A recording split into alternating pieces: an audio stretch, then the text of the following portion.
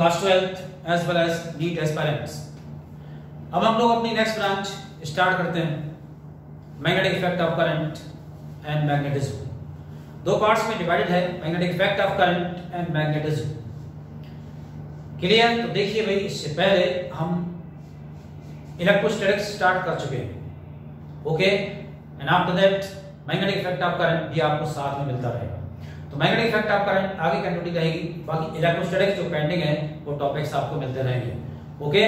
फिलहाल अब हम लोग स्टार्ट करते हैं अपनी next branch of the physics, that is magnetic effect of current and magnetism. आज की डेट में डिमांड है मैग्नेटिक इफेक्ट ऑफ करंट की, ठीक है। अब डिमांड है, इसीलिए साइंटिस्ट आगे आते हैं और आफ्टर दैट डिमांड को पूरा करने के लिए एफर्ट्स कंटिन्यू करते हैं। सबसे पहले जो कंटिन्यू करते हैं उनमें नाम आता है ऑयस्टर का, ठीक है भाई। आपका टॉपिक है magnetic effect of electric current. इससे पहले सेकेंड यूनिट आपने कंक्लूड की थी, उस समय आप हीटिंग इफेक्ट ऑफ करंट पढ़ चुके हो, heating effect of electric current पढ़ चुके थे। अब हमारी नेक्स्ट ब्रांच है जिसमें पहला टॉपिक है magnetic effect of electric current, okay. बहुत डिमांडेबल है। डिमांडेबल क्यों कह रहा हूं? डेली लाइफ में जिसकी नीड है वही डिमांडेबल ब्रांच कहलाती है। क्लियर? तो अब आप देखिए, जब डिमांड होती है सोसाइटी की या फिर कहीं भी टेक्नोलॉजी में डिमांड बढ़ती है किसी भी कॉन्सेप्ट की, तब उस पर रिसर्च स्टार्ट होती है। तो यहां पर इस मैग्नेटिक इफेक्ट की रिसर्च स्टार्ट करते हैं ऑयस्टर। आप देखिए, नेचुरली जिस प्लेस पर आप इस वीडियो को देख रहे हैं, जिस प्लेस पर हम इस वीडियो को बना रहे हैं, ओके, उस प्लेस पर एक मैग्नेटिक फील्ड एग्जिस्ट कर रहा है, that is the magnetic field of the earth. जिस अर्थ को आप देख रहे हैं एक सुंदर सा स्फीयर है, ये स्फीयर एक मैग्नेटिक बिहेवियर भी करता है और ये एक इफेक्टिव मैग्नेट होल्ड किए हुए है। और आपको पता है मैग्नेट के अंदर दो पोल्स होते हैं, एक नॉर्थ पोल और साउथ पोल। जिस प्लेस पर आप बैठ के इस वीडियो को देख रहे हैं उस प्लेस पर अगर आप लाइट वेटेड मैग्नेट लेते हो, इस लाइट वेटेड मैग्नेट को आप लीजिए एंड आफ्टर दैट इसको आप किसी डायरेक्शन में ले जाके छोड़िए। जब आप किसी भी डायरेक्शन में ले जाके छोड़ेंगे, इसका जो कंपास है वो लौट के वापस एक फिक्स डायरेक्शन में रुकता है, ठीक है। अब आप देखिए, साइंटिफिकली आप सोचिए कि आप इसको कहीं भी ले जाइए, जो मैग्नेट है आपके पास, उस मैग्नेट में दो पोल्स हैं, एक नॉर्थ पोल और साउथ पोल। एक्सपेरिमेंटली रिसर्च हो चुकी है, जिस तरीके से लाइट चार्जेस रिपेल करते हैं उसी तरीके से लाइट पोल्स रिपेल करते हैं और अनलाइट पोल्स अट्रैक्ट करते हैं। अब आप किसी मैग्नेट को अपने रूट में फ्रीली हैंग करते हैं, बट कंडीशन ये है कि इस मैग्नेट के अंदर वेट होना चाहिए कम। अगर हैवी वेट होगा तो इनर्शिया एडजस्ट कर जाएगा, और ज्यादा इनर्शिया होगा तो उस कंडीशन में हमारा जो अर्थ का मैग्नेटिक फील्ड इस पर टॉर्क अप्लाई करेगा, और टॉर्क इतना सफिशिएंट नहीं होगा कि इसको रोटेट करा पाए, इसलिए ये अपनी जगह रुक जाएगी। तो अब आपने अर्थ के मैग्नेटिक फील्ड को पता लगाना है, तो इस कंडीशन में आपने यूज करनी है लाइट वेटेड मैग्नेट। अब लाइट वेटेड मैग्नेट है जिसका इनर्शिया नेग्लिजिबल है। अब इनर्शियल इफेक्ट नेग्लिजिबल है, उस कंडीशन में अगर आप इसको कहीं छोड़ोगे, कहीं भी डिस्प्लेस करके छोड़िए, ये घूम के आएगी और एक फिक्स डायरेक्शन में रुकती है। क्लियर? तो ये फिक्स डायरेक्शन में क्यों रुकती है, उसके पीछे मैं आपको हल्का सा इलेक्ट्रोस्टैटिक्स का छोटा सा कॉन्सेप्ट बता दूं। अगर आप लोगों ने पढ़ा होगा तो, मुझसे कभी आप पढ़ेंगे, पर उससे पहले इलेक्ट्रिक डायपोल के केसेस अगर आपने पढ़े होंगे, हम तो आप थोड़ा लेट पढ़ा रहे हैं इसको, कहीं ना कहीं से अगर आपने इंट्रोडक्शन लिया होगा तो मैं आपको थोड़ा सा हिंट देता हूं कि ये इलेक्ट्रिक फील्ड है। इस इलेक्ट्रिक फील्ड में अगर आप इलेक्ट्रिक डायपोल को किसी एंगल पर छोड़ते हैं तो ये इलेक्ट्रिक डायपोल इस फील्ड के अलाइन कर जाता है, फील्ड के अलाइन कर जाता है, जिसको मैग्नेट कह रहे हैं, वो मैग्नेट मैग्नेटिक डायपोल होता है। अब आप किसी मैग्नेटिक डायपोल को किसी मैग्नेटिक फील्ड में किसी एंगल पर छोड़ोगे, ये मैग्नेटिक डायपोल क्या होगा, फील्ड के अलाइन हो जाएगा। तो अगर हम इस रूम के अंदर या फिर आप जिस रूम में बैठे हैं किसी मैग्नेट को फ्री छोड़ेंगे, उस कंडीशन में ये मैग्नेट अर्थ मैग्नेटिक फील्ड की डायरेक्शन में अलाइन कर जाती है। अब ऑयस्टर के पास कॉन्सेप्ट है मैग्नेटिक इफेक्ट ऑफ करंट, का मतलब करंट से मैग्नेटिक फील्ड का प्रोडक्शन। अब करंट से मैग्नेटिक फील्ड का प्रोडक्शन, ठीक है, ये डिमांड क्यों थी? डिमांड इसलिए थी कि कहीं भी अगर आपको मैग्नेटिक फील्ड चाहिए तो आपको बार मैग्नेट यूज करना पड़ेगा। बार मैग्नेट एक बार आपने फिट कर दिया, उसके बाद देन आपने मैग्नेटिक फील्ड को हटाना। अब मैग्नेटिक फील्ड को हटाना है तो बार मैग्नेट को आपने हटाना पड़ेगा, ठीक है भाई। कारपेंटर वाला काम हो गया। और साइंटिफिकली टेक्नोलॉजी क्या कहती है? टेक्नोलॉजी कहती है कि आप एडवांसमेंट में चले जाइए, इसे बार-बार हाथ पैर आपको कम चलाने पड़े और कम एफर्ट्स के साथ, ठीक है, आउटपुट ज्यादा आ जाए। क्लियर? तो यहाँ पर आप देखिए, अब यहाँ पर ऑर्स्टेड ने एक इलेक्ट्रोमैग्नेट डिस्कवर कर डाली, जिसके according switch on magnet on, switch off magnet of, ठीक है, यानी करंट से मैग्नेट को बना डाला। अब करंट से मैग्नेट बना डाली है, इसी को मैग्नेटिक इफेक्ट ऑफ करंट कहते हैं, magnetic effect of electric current. Clear? Chapter की स्टार्टिंग कर रहा हूं मैं आपको, चैप्टर की स्टार्टिंग कर रहा हूं, बीच से नहीं कि मैं आपके सामने बाउट से बटला डायरेक्ट डाल देता और यहां से चैप्टर की स्टार्टिंग कर देता।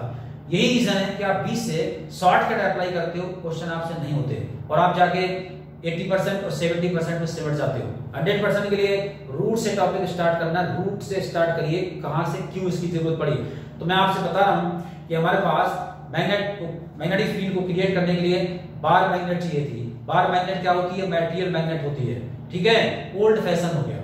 अब एक ऐसी मैग्नेट की जरूरत है जो स्विच से काम करे, तो वो इन्वेंटेड कर डाली ऑर्स्टेड ने अपने एक्सपेरिमेंट के थ्रू, और उन्होंने अपनी रिसर्च की जिससे पता लगा कि करंट से भी मैग्नेटिक फील्ड क्रिएट होता है।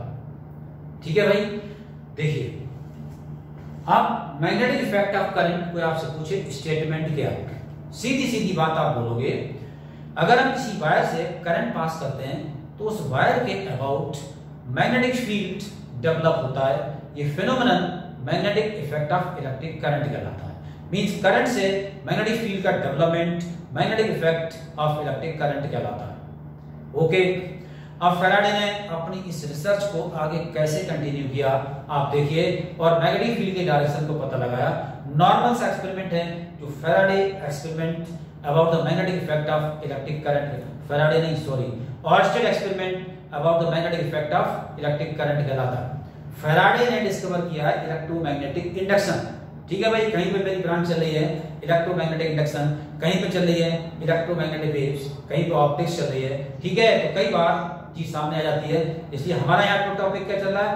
हमारा यहाँ पर टॉपिक चल रहा है magnetic effect of electric current, और जिन्होंने इसको डिस्कवर किया फैराडे नहीं है, वो कौन है? ऑर्स्टेड।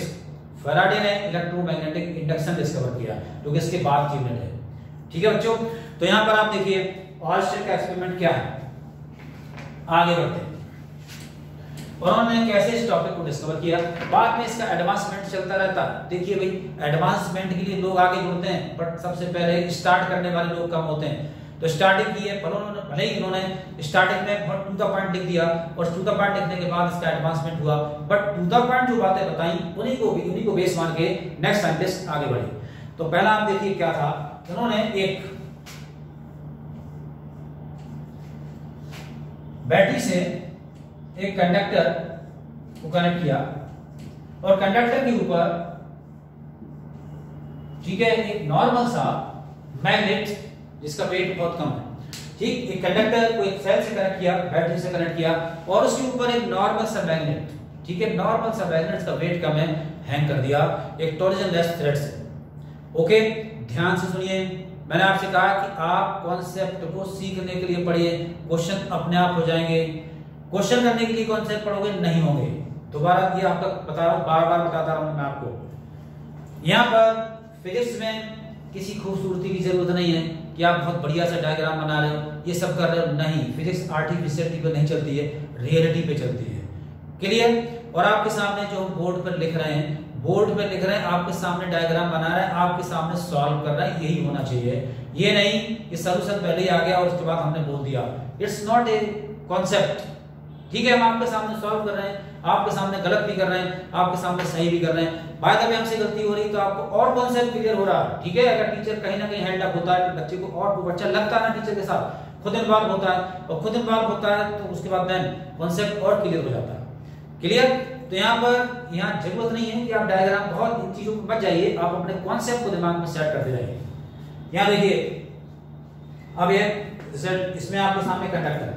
ठीक, इस कंडक्टर के ऊपर एक मैग्नेट बनाइए मैंने घटिया सी, उसके बाद देन इसको आप इमेजिन कर लीजिए दिमाग में बढ़िया सी मैग्नेट है। ठीक है भाई, यहाँ इस मैग्नेट को आपने हैंग किया है इस कंडक्टर के ऊपर। ठीक, इससे पहले मैंने आपसे कहा था जिस कमरे में आप बैठे हैं उस कमरे में एक मैग्नेट है, और ये मैग्नेट है अर्थ का।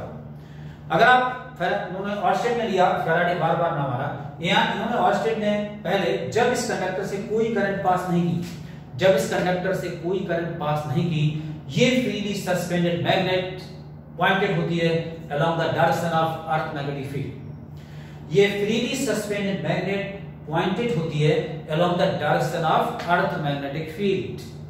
ओके, अब और स्टिल अपने नेक्स्ट पॉइंट पर बढ़ते हैं। When current is allowed to flow through the conductor, जब इस कंडक्टर में इन्होंने ऑर्स्टेड में करंट पास की, तो जैसी करंट पास होती है ये निडल जिस डायरेक्शन में पहले रुक रही थी उससे अलग हो जाती है। अब उससे जब अलग हो जाती है तो आपको पता है इलेक्ट्रिक फील्ड के बाद अब मैग्नेटिक फील्ड डिस्कस हो रहा है।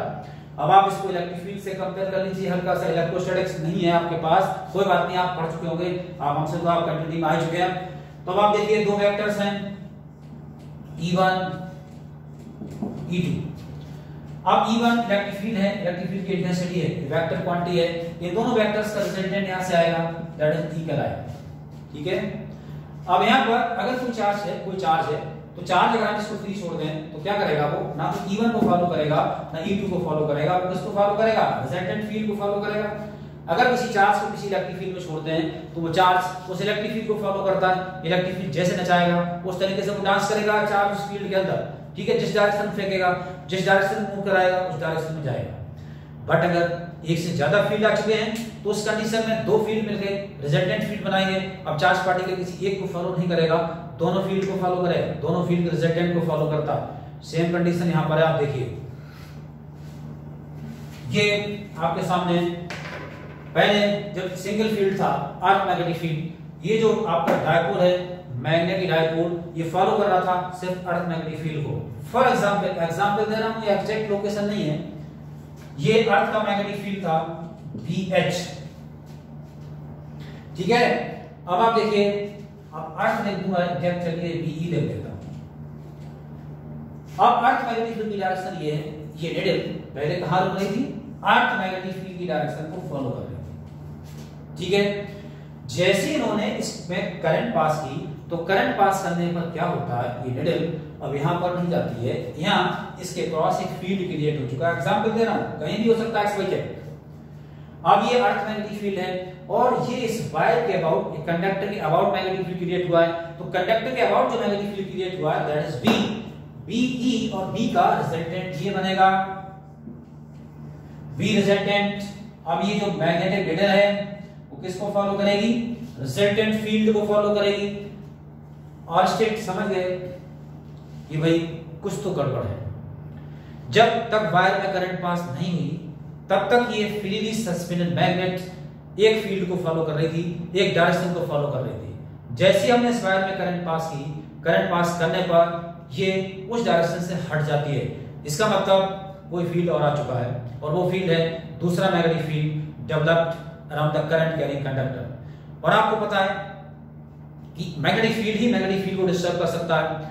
इलेक्ट्रिक फील्ड और मैग्नेटिक फील्ड दोनों एक दूसरे के दोस्त हैं। ठीक है, मैं आपको बताऊंगा कॉन्सेप्ट के अंदर। इलेक्ट्रिक फील्ड और मैग्नेटिक फील्ड दोनों साथ रह सकते हैं और दोनों एक दूसरे को डिस्टर्ब नहीं करते, बट मैग्नेटिक फील्ड और मैग्नेटिक फील्ड लड़ते हैं, इलेक्ट्रिक फील्ड और इलेक्ट्रिक फील्ड आपस में लड़ते हैं। कंडीशंस के ऊपर डिपेंड करता है, अगर साथ में मिलने की कंडीशन है तो मिल जाएंगे, अदरवाइज लड़ाई होनी है, इलेक्ट्रिक फील्ड के अंदर होनी है और मैग्नेटिक फील्ड के अंदर होनी है। बट इलेक्ट्रिक फील्ड और मैग्नेटिक फील्ड साथ रह सकते हैं, दोनों एक दूसरे से नहीं झगड़ते, दोनों एक दूसरे में इफेक्ट क्रिएट नहीं करते। तो इसका मतलब अगर ये निडल इफेक्टेड हुई है, इसका मतलब वायर के अबाउट मैग्नेटिक फील्ड आ चुका है। ठीक है, और स्टेट समझ चुके कि कंडक्टर से जब करंट पास होती है उसके अबाउट मैग्नेटिक फील्ड क्रिएट होता है। थ्योरेटिकली आपको समझ आ गई बात। अब इन्होंने इस बैटरी के टर्मिनल्स को उल्टा कर दिया। बैटरी के टर्मिनल्स को उल्टा करने का मतलब करंट की डायरेक्शन को रिवर्स कर दिया। जब करंट की डायरेक्शन को रिवर्स कर दिया, इन दिस कंडीशन ये जो मैग्नेट है, ये मैग्नेट भी पलट के रिवर्स डायरेक्शन में चली जाती है। देखिए, अब ये मैग्नेट जो है वो अपनी डायरेक्शन जहां पर थी पहले उससे अपोजिट मूव कर जाती है। ठीक है भाई, इसका मतलब किसी भी वायर के अबाउट जो मैग्नेटिक फील्ड क्रिएट होता है, इस मैग्नेटिक फील्ड की डायरेक्शन करंट की डायरेक्शन पर डिपेंड करती है। और भी बढ़िया कॉन्सेप्ट निकल के आया। एक तो करंट से मैग्नेटिक फील्ड इन्वेंटेड हो गया, स्विच ऑन तो मैग्नेट ऑन, स्विच ऑफ तो मैग्नेट ऑफ। और दूसरा एक और इंपॉर्टेंट पॉइंट निकल के आ गया कि इस मैग्नेटिक फील्ड की डायरेक्शन पोलैरिटी नॉर्थ और साउथ हम बदल सकते हैं, ठीक है, सेल की पोलैरिटी की हेल्प से।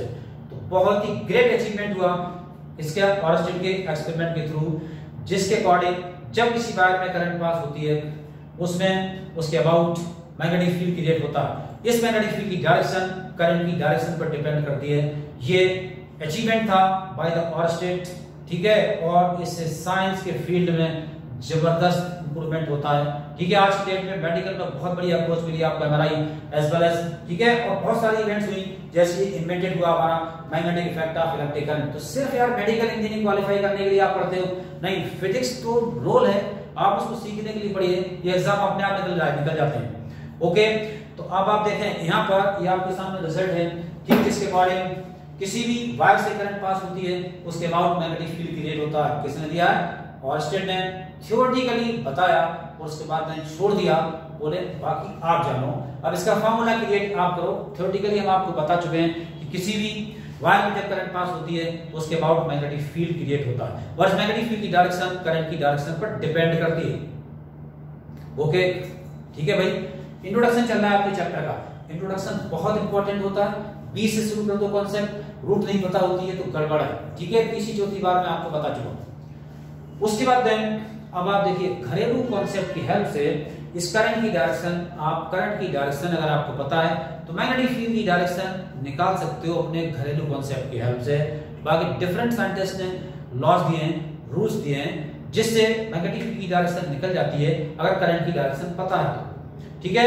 और अगर मैग्नेटिक फील्ड की डायरेक्शन पता आगे जाके हम लोग देखेंगे तो करंट की डायरेक्शन आपको मिल जाएगी। जी, आगे इसका उल्टा भी रिसर्च होने वाली है। तो यहाँ पर फिलहाल अब इसके आगे हम मैग्नेटिक फील्ड की डायरेक्शन और चले जाते हैं। मैथमेटिकली क्रॉस प्रोडक्ट से डायरेक्शन निकालते हो। अब क्रॉस प्रोडक्ट से डायरेक्शन निकल के आती है भाई, बायोलॉजी वाले बच्चे मैथ से वैसे ही घबराते हैं, उसके बाद उनको मैथ इन्वॉल्व करके बताओ तो वो गड़बड़, सीधे सीधे फिजिक्स बहुत हल्की सी मैथ के साथ, बहुत माइल्ड मैथ के साथ भी सिंप्लीफाई होती है। उस माइल्ड मैथ के साथ बायोलॉजी वाले बच्चे पढ़ें, पूरा स्कोर करोगे, 100% क्वेश्चंस सॉल्व करोगे आप बीट के एज वेल एज अपने 12th के। मैथ्स वालों को वो मैथ्स की अप्रोच इसलिए डाली जाती है क्योंकि नेचुरल सी बात है, जो बच्चा मैथ पढ़ रहा है उसको मैथ अप्लाई करनी भी आनी चाहिए और फिजिक्स के कॉन्सेप्ट के अंदर भी आनी चाहिए। बायोलॉजी वाले बच्चों को हमें नहीं अप्लाई कराना, तो ये डिफरेंस टीचर को बताना चाहिए और उस difference according question specify exam में कराने चाहिए। फालतू में फंसा रहे हैं, एक जैसे क्वेश्चन जेईई और नीट में करा रहे हैं, मतलब ही नहीं है। नीट का बच्चे का बहुत ज्यादा टाइम बर्बाद होता है, तो फिजिक्स वैसे उस पर हावी रहती है और उसके बाद क्वेश्चन करा दिए जेईई लेवल के जिनका कोई लेना देना नहीं होता है। नो नीट, वो सिलेक्शन रोकता है। कई अच्छे बच्चों को देखा है मैंने जो मेरे क्लास में थे और बिल्कुल टॉप लेवल फिजिक्स, बट ऊपर जाने का शौक, मना करने के बाद भी मना कर रहे हैं, नो नीट, या आप आगे मत जाइए। बट वही चीज है कि जब कमांड हो जाता है तो आगे बढ़ने की कोशिश होती है, जो कि नहीं होनी चाहिए। आप अपने लेवल पर रुकिए, स्कोर बड़ा करने की कोशिश करिए, ठीक है भाई। तो यहां पर आप देखें अब डायरेक्शन बताते हैं कि नॉर्मल घरेलू कॉन्सेप्ट से आप देखिए, जो बच्चे थोड़ा सा वीक हैं कोई बात नहीं, घरेलू कॉन्सेप्ट अकॉर्डिंग पेचकस, ठीक है, पेचकस, स्क्रू ड्राइवर हर बच्चे ने घर में देखा होगा, ठीक है। दूसरी चीज मैं आपको और बता दूं बच्चों, जो बच्चे मेडिकल इंजीनियरिंग में जाना चाहते हैं या फिर साइंस को पढ़ना चाहते हैं, साइंस को हैंडल करना चाहते हैं, तो वही नेचुरल सी बात है, साइंस को हैंडल वही बच्चे करते हैं जो रफ एंड टफ होते हैं, जो थोड़े से बहुत ही ज्यादा सोफिस्टिकेटेड और लग्जरी लाइफ जीते हैं। लग्जरी लाइफ अगर अभी से आपने पाल रखी है तो भाई साइंस में ग्रोथ नहीं कर पाओगे। साइंस में अगर आपको ग्रोथ करना है, भले ही आपके अंदर आपके घर में सारी फैसिलिटीज हैं, थोड़े से रफ एंड टफ बनिए। रफ एंड टफ बनोगे तभी आप अच्छे डॉक्टर, अच्छे इंजीनियर बन सकते हो, नहीं तो नहीं बन पाओगे। ओपन सी बात है, मैं ओपन कह रहा हूँ, किसी को बुरा लगे बार बार कहता हूँ मैं, आप मानते रहिए उसको। क्लियर? थोड़ा सा साइंटिफिकली आप तभी स्ट्रांग होंगे जब आप रफ एंड टफ रहेंगे। तो पेचकस की बात कर रहा हूँ, ठीक है। आपकी कोई पेचकस इलेक्ट्रीशियन यूज करता है भाई, इस लेवल पर आप इलेक्ट्रीशियन भी हैं, फिटर भी हैं, तभी जाके आप आईआईटी और उसमें पहुंचोगे या फिर नीट में डॉक्टर बनोगे, ऑपरेट करोगे किसी को।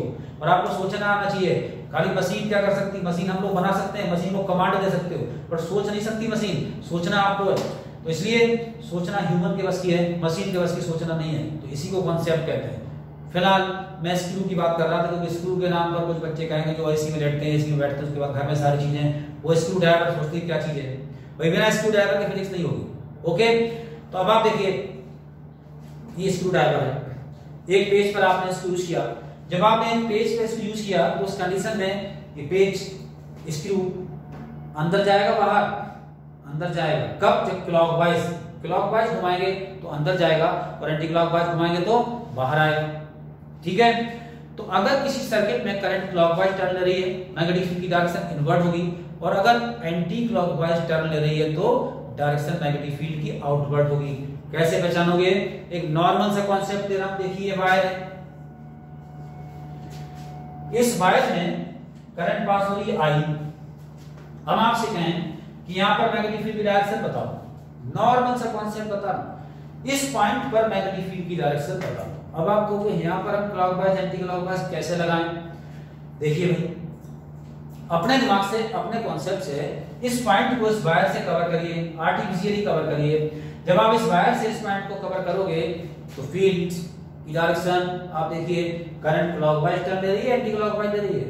ठीक है, ये क्लॉकवाइज टर्न हो रहा है, यहां पर डायरेक्शन आएगी क्रॉस, मैग्नेटिक फील्ड की डायरेक्शन क्रॉस का मतलब होगा inward in the plane of paper, जिस कॉपी में आप लिख रहे हो उसकी इनवर्ट होगी डायरेक्शन ऑफ मैग्नेटिक फील्ड। तो मैंने आपसे कहा जब पेचकस से स्क्रू ड्राइवर से स्क्रू को घुमाओगे, अगर आप स्क्रू को क्लॉकवाइज घुमाओगे तो क्लॉकवाइज में वो अंदर जाएगा, जब अंदर जाएगा स्क्रू तो फील्ड की डायरेक्शन कहां होगी? Inward in the plane of paper. यहां पर inward in the plane of board, यहां पर कहां होगी? Inward in the plane of board. इसको रिप्रेजेंट करते हैं किससे? क्रॉस से। अब अगर पॉइंट को यहां ले लेते हैं, जब पॉइंट को यहां लेते हैं तो उस कंडीशन में आप देखिए, आप इस वायर को मोड़िए, अपने आप दिमाग को मोड़िए, और उसके बाद में इसको यहां से कवर करने की कोशिश करिए। अब आप जब इसको यहां से कवर करने की कोशिश करोगे, अब आप देखें ये क्या होगा? ये डायरेक्शन हो गई एंटी क्लॉकवाइज। अब डायरेक्शन एंटी क्लॉकवाइज हो गई तो फील्ड की डायरेक्शन हो गई आउटवर्ड। आउटवर्ड का मतलब इसको रिप्रेजेंट करते हैं किससे? डॉट से। ठीक है भाई, तो अब क्लॉकवाइज इनवर्ट और एंटी क्लॉकवाइज आउटवर्ड, कोई लॉ नहीं बताया मैंने, सीधे सीधे स्क्रू ड्राइवर की बात कर रहा हूं, स्क्रू ड्राइवर की बात कर रहा हूं। स्क्रू ड्राइवर से आप देख लीजिए, अपना पेन रख के देखिए, और क्लॉकवाइज अगर टर्न ले रही है करंट, फील्ड इनवर्ट है, एंटी क्लॉकवाइज टर्न ले रही है, फील्ड आउटवर्ड है। अगर वायर वहां तक नहीं पहुंचा है, वायर को इमेजिन कर लीजिए इस पॉइंट से कवर करने के लिए, और इमेजिन करने के बाद आप मैग्नेटिक फील्ड की डायरेक्शन निकाल सकते हो। ठीक है भाई, तो आप देखें इलेक्ट्रिक फील्ड को जब आपने रिप्रेजेंट किया था एरो से, तो इलेक्ट्रिक फील्ड को जब आपने रिप्रेजेंट किया था एरो से, इन दिस कंडीशन ये इलेक्ट्रिक फील्ड की डायरेक्शन है, ये इलेक्ट्रिक फील्ड की डायरेक्शन है, ये इलेक्ट्रिक फील्ड की डायरेक्शन है, ये इलेक्ट्रिक फील्ड की डायरेक्शन है, ये इलेक्ट्रिक फील्ड की डायरेक्शन है। इलेक्ट्रिक फील्ड को आपने हमेशा एरो से रिप्रेजेंट किया होगा, but magnetic field की direction is represented by the three symbols. The direction of magnetic field is represented by three symbols. First, arrow. Arrow का मतलब magnetic field इसी प्लेन, बोर्ड आपको दिखाई दे रहा है, प्लेन है, प्लेन के अंदर ये एरो कहीं भी टर्न ले सकता है, इस सामने आपको दिखाई दे रहा है। अगर मैग्नेटिक फील्ड की डायरेक्शन इस प्लेन में इस एरो से कहीं भी टर्न ले रही है, दैट इज द प्लेन, और आप प्लेन में है तो रिप्रेजेंट करोगे किससे? एरो से। अगर मैग्नेटिक फील्ड की डायरेक्शन ये जो प्लेन आपको दिखाई दे रहा है इसके परपेंडिकुलरली इनवर्ड है, अंदर है, बोर्ड के अंदर है, तो क्रॉस से रिप्रेजेंट करेंगे, और अगर बाहर है परपेंडिकुलरली तो डॉट से रिप्रेजेंट करेंगे आउटवर्ड। इसका मतलब क्या होगा? आउटवर्ड। इसका मतलब क्या होगा? इनवर्ड। बच्चे कंफ्यूज होते हैं डाउनवर्ड और अपवर्ड में, ये अपवर्ड होगा, ये डाउनवर्ड होगा, ये अपवर्ड है और ये डाउनवर्ड है। ओके, ये इनवर्ड है और ये आउटवर्ड है। इनवर्ड का मतलब पेपर के अंदर आपकी आईज से रेज जा रही है पेपर के अंदर, और पेपर से रेज आ रही है आपके आईज में, वो आउटवर्ड हुआ। अपवर्ड और डाउनवर्ड दूसरा वर्ड है। तो मैग्नेटिक फील्ड की डायरेक्शन थ्री सिंबल से रिप्रेजेंट होती है बिकॉज ऑफ एरो। जब फील्ड प्लेन में रिप्रेजेंट करोगे एरो, और प्लेन के perpendicular by the cross as well as by the dot. Dot is outward in the plane of paper and cross inward in the plane of paper. और normal इस chapter का introduction हो चुका है कि magnetic effect of current की demand हमें क्यों हुई। उसके बाद देन और स्टेप आगे आए और उन्होंने थ्योरेटिकली इन्वेंटेड कर दिया कि किसी भी वायर के अबाउट मैग्नेटिक फील्ड क्रिएट होता है, और एक्सपेरिमेंटली प्रूव्ड है कि किसी भी वायर के अबाउट मैग्नेटिक फील्ड क्रिएट होता है। उसके बाद देन नेक्स्ट साइंटिस्ट इन्वॉल्व होंगे जो कि इस रिजल्ट को, इस मैग्नेटिक फील्ड को मैथमेटिकली एवेलुएट करेंगे, मैथमेटिकली एवेलुएट करेंगे और अपना फॉर्मूला देंगे, नाम होगा बायोट-सिवर्ट। बायोट-सिवर्ट का जैसे स्टेटमेंट आएगा, आपको पता है कोई लॉ जब आता है उसकी एप्लीकेशन स्टार्ट होती है। एंड आफ्टर दैट बायोट-सिवर्ट की एप्लीकेशन स्टार्ट होंगे। बायोट-सिवर्ट की एप्लीकेशन स्टार्ट होने के बाद नेक्स्ट साइंटिस्ट इन्वॉल्व होंगे लॉरेंज। लॉरेंज का जब लॉ आएगा, लॉरेंज के फोर्स की एप्लीकेशन स्टार्ट होगी। ओके, तो ऐसे ही कॉन्सेप्ट आगे बढ़ते जाते हैं। फिलहाल पूरे चैप्टर में आगे नहीं इंट्रोडक्शन दे रहा आपको, चैप्टर की इंट्रोडक्शन आपकी हो चुकी है magnetic effect of electric current की। ओके स्टूडेंट्स, इसके बाद देन हमारा नेक्स्ट टॉपिक होगा Biot Savart statement and its application. Okay, thanks. इसके आगे बढ़ते हैं नेक्स्ट वीडियो।